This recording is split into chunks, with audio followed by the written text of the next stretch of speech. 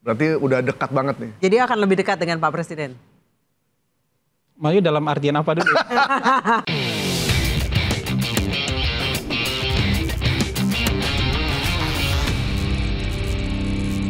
Lagi dibikin terang kali ini bersama saya Anissa Dasuki. Dan saya Gaib Marto Sigit. Dengan narasumber yang sudah kami berusaha kontak dari episode pertama, bikin terang, Pak Hasan Hasbi, Kepala PCO. Akhirnya datang juga. Akhirnya datang juga ke studio podcast kami. Gara-gara lihat Bang Kodari. Jadi ngiri. Kepancing juga Pak Hasan. Kok kita nggak diundang? Katanya udah diundang dari episode 1. Iya. Coba di scroll Pak Hasan. Nanti saya scroll. Ternyata Bang Kodari lebih cepat menyalip. Memang lebih senior nggak apa-apa. Lebih senior nggak apa-apa. Nah, mumpung masih hangat nih Pak Hasan. Iya. Cerita batal resign tuh gimana? Batal resign. Ini to the point langsung ini. Langsung aja. Iya. Mumpung lagi rame. Cerita batal resign. Karena sekarang banyak loh yang batal resign. Oh emang ada sebelumnya? Ada yang lain? Enggak lah. Mungkin ini kasus yang pertama kali ya. Jadi kalau tidak diizinkan memang nggak bisa ternyata. Iya. Jadi walaupun kita sudah tahu diri, kita menyampaikan untuk apa, untuk ada di pinggir gitu. Tapi beliau kan orangnya kebapaan sekali. Jadi disuruh terus itu. Jadi kalau ibarat naik kereta kita Jakarta mau ke Surabaya, kita mau berhenti di stasiun Cirebon, ternyata keretanya nggak berhenti di stasiun Cirebon, pintunya nggak dibuka. Jadi sejauh ini masih lanjut dulu. Kita nggak tahu nanti berhenti di stasiun mana, gitu. Apakah akan langsung ke Surabaya atau mampir dulu di mana gitu? Kita nggak tahu. Tapi yang jelas nggak bisa turun di stasiun Cirebon. Jadi masih lanjut. Dari stasiun Cirebon kita masih lanjut sejauh. Meski pintu ditutup kan ada jendela, nggak bisa mau dibuka jendelanya. Oh iya kan aturan mainnya ternyata begitu. Kereta berhenti, buka pintu, kita bisa turun. Jadi kalau keretanya nggak berhenti, pintunya nggak dibuka, kita nggak bisa turun. Nah Bang, kira-kira gitu. Bisa nggak diceritain prosesnya seperti apa sih? Ketika Bang Hasan mengumumkan kepada publik, kepada kita, setelah itu apa yang terjadi dan bagaimana pertemuan itu berlangsung? Enggak, itu dan bicara antara bapak dan anak aja. Beliau menyampaikan hal-hal yang normatif. Beliau bicarakan kalau ada masalah, kita bicarakan. Kalau ada persoalan-persoalan yang harus diperbaiki, kita perbaiki. Kalau ada kesalahan-kesalahan, kesalahan itu biasa. Jadi kira-kira 3 hal itu yang disampaikan beliau kepada saya. Jadi ya sudah, keretanya nggak berhenti di Cirebon, lanjut ke Purwakarta. Kita jalan dulu. Nggak tahu nanti stasiun Semarang, kita nggak tahu. Ya di stasiun Surabaya kita nggak tahu. Jadi yang jelas sekarang keretanya sedang berjalan menuju Surabaya. Kita nggak tahu apakah ada perhentian kereta nanti. Tapi yang jelas di Cirebon nggak berhenti. Di Cirebon sejauh ini nggak. Berarti Bang Hasan menceritakan persoalan yang terjadi apa? Persoalan ini sudah saya ceritakan kepada Mensesnek, kepada Pak Seskap juga. Mereka berjanji, ya sudah, kalau ada hal-hal yang tidak bisa diatasi, kita atasi. Jadi mereka yang menceritakan ini ke Bapak Presiden. Jadi ketika ketemu dengan Pak Presiden bilang 3 hal itu aja. Ada masalah, bicarakan, komunikasikan. Ada hal-hal yang harus diperbaiki, kita perbaiki. Kalau ada salah itu biasa. Beliau bilang gitu. Sempat dikatakan bahwa ada hal yang dikatakan ada hal yang sudah tidak dapat lagi diatasi gitu. Berarti sekarang itu sudah selesai. Udah cair gitu berarti. Udah cair. Dan gini, Pak Mensesnek dan Pak Seskap itu sahabat baik saya. Memang ketika dalam memerintah 6 bulan ya. 6 bulan ini kan tidak semua langsung di titik equilibrium. Jadi semuanya berproses sambil ngebut kerja. Ada lembaga-lembaga baru nih yang juga sedang berjuang, tidak hanya berjuang bekerja, tapi berjuang buat berdiri sebagai sebuah lembaga, punya staf, punya kantor, dan segala macam. Jadi hal-hal seperti ini kan memang mungkin perlu waktu, perlu proses. Dan ini sudah jadi perhatian beliau berdua nih. Dan beliau berdua janji, ayo kita sama-sama, kita bantu. Yang nggak mampu sendiri nih, kita bantu sekarang supaya bisa diselesaikan. Kan kita juga tahu diri ada keterbatasan kita ketika kita sendiri. Jadi, kalau nggak bisa sendiri, ayo kita bantu. Kita selesaikan sama-sama. Jadi, kalau sekarang saya sudah lumayan lega. Jadi, lanjut dari Cirebon menuju Surabaya ada support gitu. Berarti simpul-simpul yang sebelumnya kekunci, Ya. itu sekarang udah Mungkin terbuka. bukan kekunci, tapi mungkin saya tidak mengkomunikasikan dengan baik ke dalam. Mungkin karena lebih fokus berkomunikasi dengan publik, saya tidak menyampaikan dengan cukup intens dan cukup rajin ke dalam supaya dapat perhatian gitu. Jadi kira-kira begitulah. Jadi Problem di dalam lebih ke, yuk kita sama-sama bicara nih, kan nggak bisa sendirian-sendirian. Kita kantor-kantor ini kan saling terkait satu sama lain. Jadi kalau sendirian-sendirian mungkin nggak bisa diatasi itu. Kalau sekarang dengan support dari dua sahabat saya ini, Pak Mensesnek dan Pak Seskap, saya rasa jauh lebih lega sekarang. Berarti koordinasi dengan KSP juga sekarang sudah pembagian tugasnya sudah lebih jelas dong ya? Sebenarnya dengan KSP, sedari awal itu justru pembagian tugasnya itu terang benderang. Karena kita kan bisa dikatakan anaknya KSP. Di Kedeputian 4 KSP dikeluarkan, dijadikan perpres, jadi sebuah kantor. Jadi kita kantor paling junior lah.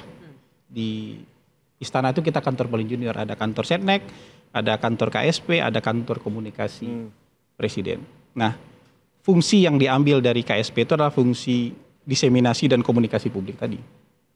Sementara fungsi debottleneckingnya, pengawalan program-program dan kebijakan strategis Presiden tetap ada di kantor staf Presiden. Jadi, dan kita sering rapat bareng. Mungkin hampir setiap rapat KSP mereka panggil kita untuk memahami isu ini bersama-sama, memahami persoalan ini bersama-sama. Nanti diseminasinya di kita. Jadi produk komunikasinya ada di kita. Tapi debottlenecking kebijakannya ada di KSP. Jadi kalau misalnya masyarakat mau nanya nih, ada satu hal hot issue terbaru, paling tepat, paling cepat, itu nanya ke siapa? Saya kasih ilustrasi ya. Kalau di Polda itu, kalau ketemu Kapolda, kamu boleh tanya sama Kapoldanya. Ketemu sama Direktur Reskrim, boleh tanya. Boleh tanya. Tapi kalau nggak ada Kapolda, nggak ada di Reskrimum maupun di Reskrimsus lagi nggak ada, bisa tanya kepada Humasnya. Jadi kayak gitu juga. Jadi kalau ketemu dengan Mensesnek, bisa tanya dengan Mensesnek. Ya kan? Ya. Kalau ketemu dengan Kepala Staf Presiden, boleh tanya sama Kepala Staf. Tapi kalau misalnya mereka berdua nih sibuk nih, ya boleh tanya sama Kepala Humasnya namanya, Kepala Komunikasi Presiden. Jadi kadang-kadang orang langsung membungkusnya secara kebalik. Justru komunikasi ini yang di atas. Padahal kita kantor paling junior. Kantor paling junior. Kan mungkin teman-teman wartawan di sana sering ketemu dengan Pak Mensesnek, mereka boleh. Doorstop Mensesnek boleh. Minta ketemu wawancara Mensesnek, sangat boleh karena beliau paham semuanya. Tapi kalau sulit ketemu sama Mensesnek karena beliau sibuk, ketemu sama Kepala Staf Presiden boleh. Ya kan? Tapi misalnya Kepala Staf Presiden juga sibuk karena ada rapat-rapat debottlenecking, yang nggak ada rapat-rapat kebijakan siapa namanya? Namanya Kepala Kantor Komunikasi. Nggak ada rapat kebijakan, nggak ada tanda tangan, iya nggak ada regulasi, nggak ada program selain untuk menyampaikan informasi. Ya kira-kira begitulah. Nah, kemarin tuh masyarakat kan jadinya gini, netizen sih lebih tepatnya, Pak Hasan ya. Ketika tugas kejubiran itu Mensesnek diminta lebih aktif untuk tugas kejubiran, kemudian Pak Hasan minta resign yang sempat viral di Instagram itu. Iya, terus? Wah, Pak Hasan bundung, Pak Hasan bundung. Enggak. Enggak kan? Itu bukan hal yang tidak bisa diatasi, itu justru memperkuat ini. Jadi mungkin juga selama ini Pak Mensesnek jarang melayani tanya jawab. Padahal beliau yang paling otoritatif untuk menjawab semuanya, karena ini kalau kebijakan ya, yang 100% ngerti itu Mensesnek. Oke. Kan nggak ada yang lewat ke presiden tanpa lewat meja Ya. Mensesnek. Beliau yang paling ngerti. Jadi yang mengerti tanpa jeda itu adalah Mensesnek. Hari itu ditanya dia tahu. Karena semua lewat meja beliau. Yang kedua kepala staf presiden, karena beliau yang ngurusin bottlenecking kebijakan. Kalau kita kan nggak ada yang lewat meja kita. Kita tahu ketika di briefing nih. Ketika dapat informasi dari Mensesnek, ketika dapat informasi dari yang lain atau dari Seskap misalnya, kita dapat informasi, baru di sana kita punya informasi. Jadi kira-kira kayak begitu. Bang, ada analisa, salah satu hambatan dari PCO itu katanya kantornya tidak dekat dengan presiden. Jadi dia harus dekat. Nah, sekarang gimana? Apakah memang kantornya mau mendekat atau tetap seperti sekarang ini? Atau Bang Hasan nih yang mendekat ke sana? Kita sekarang punya 2 kantor. Kantor pertama kita tuh di Jalan Veteran. Itu di gedung KTLN milik Sekretariat Negara. Jadi itu tinggal nyebrang masuk istana ya? Masuk istana. Itu kantor pertama kita. Tapi karena memang ruangnya terbatas di situ, sementara kita punya sekitar 70-an orang, kita kan juga butuh space yang memadai untuk bekerja, dan kita dapatnya dan kita nggak mungkin bisa dapat itu di dalam. Maksudnya di dalam itu space lebih terbatas lagi, dan kita kantor paling junior. Sebagai junior ya, tahu diri lah ya. Kantor paling junior, dan kita dapatnya di Warnas. Tapi nah ini Pak Seskap, Pak Mensesnek bilang kita harus cari jalan keluar. Jadi sekarang kita dapat ruangan di dalam. Jadi ada 3 kantor kita nih nanti. Ada ruang di dalam, nggak terlalu besar tapi cukup untuk apa? Untuk kita melaksanakan pekerjaan. Kemudian ada kantor sekretariat untuk sekretariat kita punya sekretariat sendiri. Ada di Jalan Veteran, dan tenaga ahli kita ada di mana? Di Wisma Warnas. Berarti Bang Hasan kantornya nanti di dalam Sekretariat Negara ya? Ada ruangan di dalam. Ada ruangan di situ. Ada ruangan di dalam. Berarti udah dekat banget nih. Jadi akan lebih dekat dengan Pak Presiden. Maksudnya dalam artian apa dulu? Dalam artian apa? Jadi ada yang bilang gini Pak Hasan, jarak 1,2 kilometer itu informasi ibarat komunikata, informasi itu bisa berubah. Gitu. Iya, tapi ada alat komunikasi. Bahkan ketika presiden di luar negeri pun bisa langsung komunikasi dengan para menterinya, bikin rapat. Presiden berapa kali lagi di luar negeri rapat dengan para menteri lewat sambungan video conference. Jadi jarak hari ini itu relatif. Ya, jarak hari ini itu relatif. Tapi bahwa hari ini di tengah keterbatasan ruangan yang ada di dalam, kita disiapkan, itu kan berarti sebuah sebuah langkah yang sangat maju untuk menjawab juga kritikan publik, pandangan publik kayak gitu. Jadi bukannya tanpa jalan keluar, ini kan jalan keluarnya juga diberikan. Menurut saya ini sangat melegakan. Memang kita harus mengakui ya, sebagai media ya, ketika banyak isu yang beredar atau ada hal-hal yang terkait dengan kebijakan strategis kayak MBG, sekolah rakyat dan lain-lain itu, memang teman-teman PCO cukup responsif sih. Kalau kita tanya, kita undang dan responsif tapi pasif, Mas Gai. Nggak maju duluan gitu loh. Ya mesti ditanya dulu kan. Ya mesti ditanya tapi dulu. dengan mereka hadir menjelaskan kepada publik itu kan sebenarnya cukup buat kita gitu.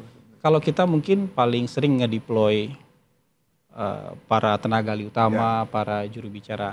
Kenapa juga saya membelah diri? Kan saya membelah diri nih.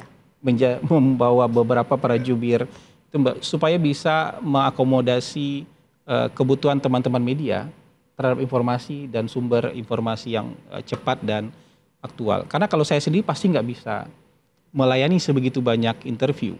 Jangankan melayani sebegitu banyak interview. Karena sebagai kepala kita juga ngurusin administratif, ngurusin soal kantor, personalia, meeting, job wartawannya kapan? Nah gitu. Nah kita harus membela diri nih.